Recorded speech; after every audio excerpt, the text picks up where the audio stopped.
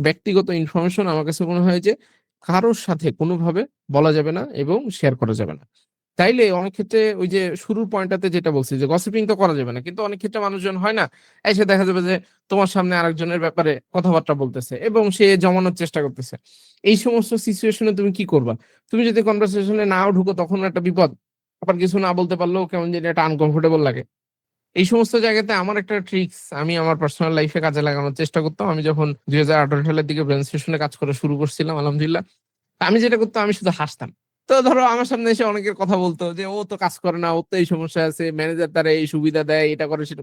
এটা সব অফিসে কম বেশি এগুলো হয়। তো আমি ধরো হেসে উড়াই দিতাম। "হ্যাঁ ভাই আমিও তো দেখছি। কি করব বলেন? এইটাই তো আর কি করা যায়?" মানে ধরো আমার থেকে অনেক সিনিয়র মানুষ, আমার থেকে ৪-৫ বছরের সিনিয়র মানুষ। সে এসে আমার কাছে বিভিন্ন ধরনের জিনিসপত্র বলতেছে। বাট আমি ক্ষেত্র বিশেষে কারণ মানুষজন সিনিয়র লোকজনই দেখবা জুনিয়রের কাছে এসে এইসব গল্প বলে। এটা একটা কারণ আছে। কারণ জুনিয়র তো ধরো কিছু বলার কোনো সুযোগ নেই। তার কথায় তো এগ্রি না করেও কোনো বিপদ। তো সে সবসময় চায় যে জুনিয়রের কাছে বললে এটা তার একটু মানে হয় আরকি পাওয়ার শোকেস হয় বা তার নিজের একটা অথরিটি শোকেস হয়।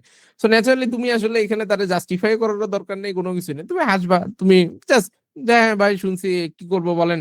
আমার তো আসলে কিছু করার নাই।" কিন্তু তুমি ওখানে ধরো আগুনে ঘি ঢালাতে হবে না।